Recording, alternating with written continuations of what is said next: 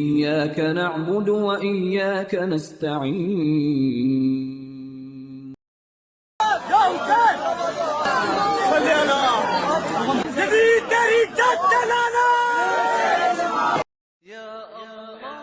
الحمدللہ cyber crime wing نے صحابہ کرام کی گستاخی پر رجب بٹ نامی بندے کے خلاف کارروائی کا اعلان کر دیا ہے۔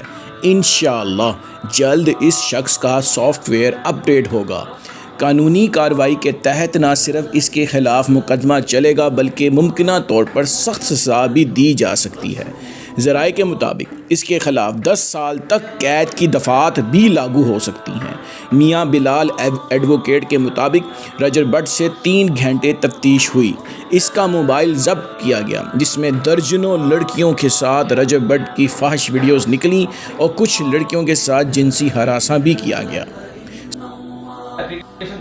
اس کے اندر رجب بٹ کو آج بلایا گیا تھا، تو جب رجب بٹ کو بلایا گیا تو 3 گھنٹے کم از کم رجب بٹ سے سوال جواب ہوئے۔ سوال جواب کے بعد رجب بٹ کا جو پرسنل موبائل فون تھا وہ بھی نیشنل سائبر کرائم انویسٹیگیشن نے ضبط کر لیا۔ اس کے اندر جو مجھے اطلاعات ملی ہے وہ اس کے مطابق یہ ہے کہ 10 مختلف لڑکیوں کے ساتھ مختلف جگہ پر نازیبا جو اس کے پرسنل مومنٹس تھے، پرائیویٹ ویڈیوز تھی، وہ بھی نیشنل سائبر کرائم انویسٹیگیشن انہوں نے وہ بھی طلب کی ہے۔ صحابہ کے خلاف مواد بھی برآمد ہوا۔ رجب بٹ ایک ایسا نام ہے جو سوشل میڈیا پر فحاشی کے ذریعے مشہور ہوا، لیکن اس کی شہرت کا اندازہ انتہائی افسوسناک اور غیر اخلاقی ہے۔ اطلاعات کے مطابق رجب بٹ اپنے گھر کی فحش ویڈیوز خود بناتا ہے۔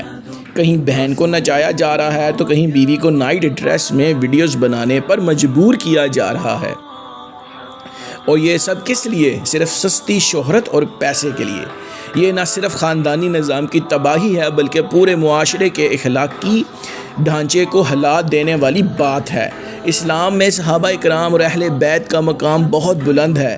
یہ وہ شخصیات ہیں جنہوں نے اپنی جان، مال اور وقت کو دین اسلام کے لیے قربان کر دیا، اور آج یہ فحش لوگ ان نیک ہستیوں پر انگلی اٹھا کر کیا حاصل کرنا چاہتے ہیں؟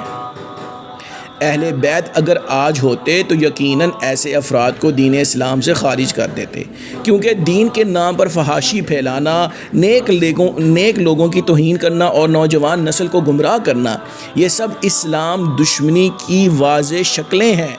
اہل بیت اور صحابہ نے ایسے فحش دین دشمن لوگوں کو ختم کرنا تھا۔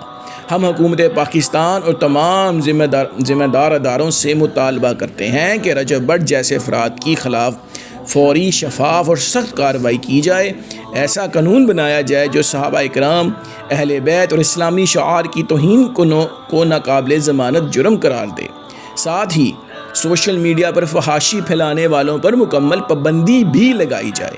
نبی کریم صلی اللہ علیہ وسلم نے فرمایا، جب تم برائی دیکھو تو اسے ہاتھ سے روکو، اگر ہاتھ سے نہ روک سکو تو زبان سے، اور اگر زبان سے بھی نہ روک سکو تو دل میں برا جانو، اور یہ ایمان کا سب سے کمزور درجہ ہے۔